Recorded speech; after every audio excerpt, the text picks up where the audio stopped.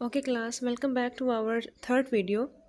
इस वीडियो में हम पढ़ेंगे linkage of biology with other fields of study. हम बायोलॉजी को किस तरह लिंक कर सकते हैं दूसरे साइंस की जो स्टडीज़ के साथ, हम उसको कैसे लिंक कर सकते हैं। तो अब शुरू करते हैं। The functions and metabolic pathways occurring in living organism follow the principles of other fields of study like physics, chemistry, geography, economics, etc. हम जो लिविंग ऑर्गेनिजम्स के अंदर जो जितने भी फंक्शंस और जो उनके मेटाबॉलिक पाथवेज होते हैं, जैसे ये क्या होते हैं, इसको हम कहते हैं जो स्टेप बाय स्टेप जो प्रोसेस होता है बॉडी के अंदर, उसको हम लोग मेटाबॉलिक पाथवे कहते हैं। तो वो कुछ प्रिंसिपल्स को के मुताबिक चलते हैं, और वो जो प्रिंसिपल्स हैं वो जो है वो फिज़िक्स, केमिस्ट्री, ज्योग्राफी, इकोनॉमिक्स के साथ लिंक करते हैं। ये साइंस की सारी जो स्टडीज़ हैं ये एक दूसरे के साथ मिली हुई हैं, एक दूसरे के साथ, ये अलग अलग नहीं है, ये एक दूसरे के साथ जुड़े हुए हैं। This type of linkage makes interdisciplinary sciences. Some of the interdisciplinary sciences are mention below. Interdisciplinary sciences मतलब कि दो स्टडीज़ को साथ मिला दिया जाता है। जैसे कि यहाँ देखिए, number 1 biophysics, number 2 biochemistry,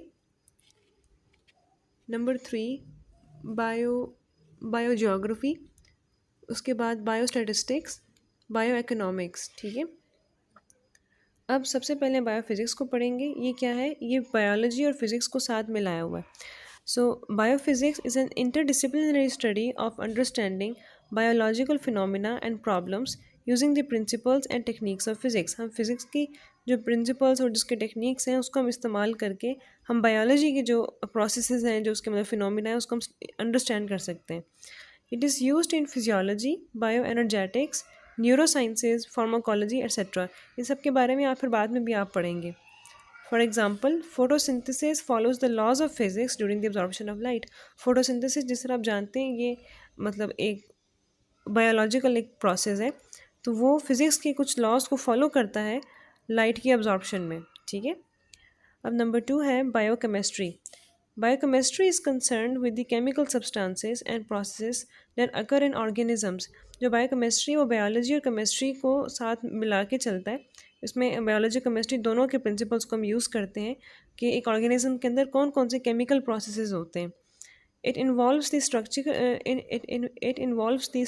structural analysis of the organic compounds that make up cells and of those that play key roles in chemical reactions of life. इसमें हम स्ट्रक्चरल एनालिसिस को हम पढ़ते हैं, इसमें ये इन्वॉल्व है।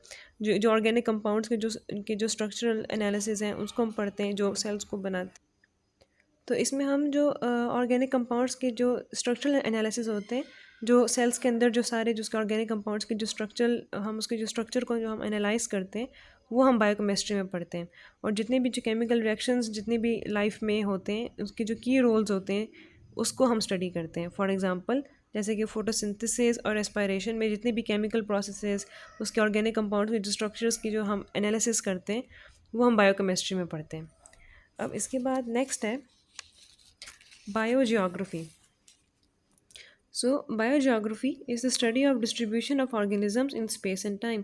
कि बायोजियोग्राफी में हम बायोलॉजी और जियोग्राफी को मिला देते हैं कि ऑर्गेनिजम्स की इस पूरे प्लेनेट में कहाँ कहाँ पे की जो डिस्ट्रीब्यूशन जो हुई हुई है उसको हम स्टडी करते हैं कि कौन सा ऑर्गेनिज्म हमारे प्लेनेट के किस हिस्से में मौजूद है।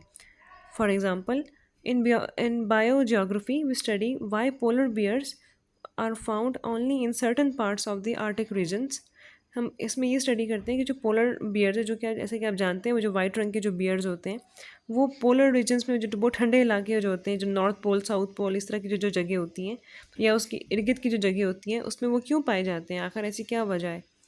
और वाई मलेरिया कॉजिंग मॉस्किटोज़, जो मॉस्किटोज़ मलेरिया कॉज करते हैं, जो एक बीमारी है मलेरिया, वो मॉइस्ट एरियाज़ या बहुत जो मतलब गर्म इलाके, वार्म एरियाज़ में क्यों पाए जाते हैं, आखिर इसके पीछे क्या वजह होती है। तो ये हम बायोजियोग्राफी में हम पढ़ते हैं। अब इसके बाद नंबर 4 बायोस्टैटिस्टिक्स और बायोमेट्री इज़ द एप्लीकेशन। इसमें हम स्टैटिस्टिक्स और जो बायोलॉजी है उसको हम मिला के चलते हैं। Is the application of statistical and mathematical formulas in the study of biology.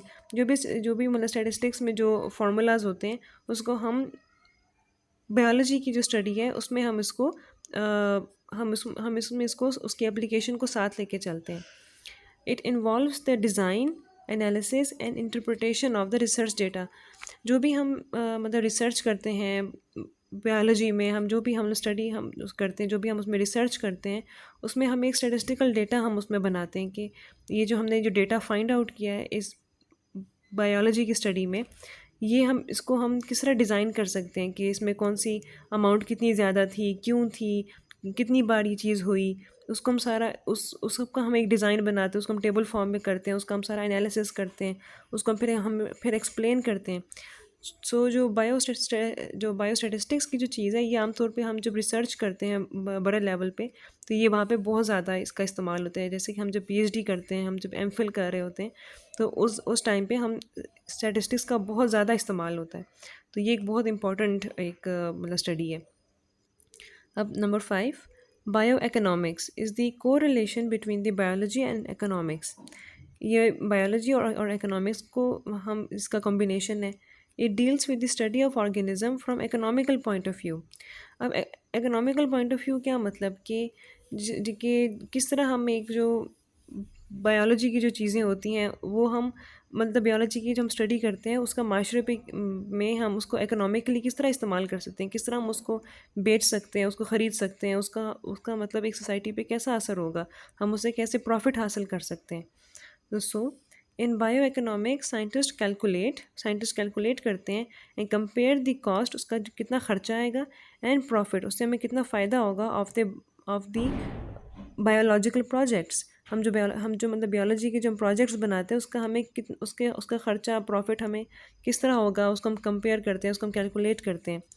For example production of a new variety of a crop, first करें किसी साइंटिस्ट ने एक क्रॉप की न्यू वैरायटी बनाई है और जो कि बहुत अच्छी है, लेकिन हमने अब ये भी देखना है कि उसकी हमें उसका कॉस्ट, उसका खर्चा और उसका मतलब बेनिफिट कितना होगा और उसका हमें कितना मतलब फ़ायदा होगा, और ये हम एक उसको इकोनॉमिकल पॉइंट ऑफ व्यू से देख रहे हैं।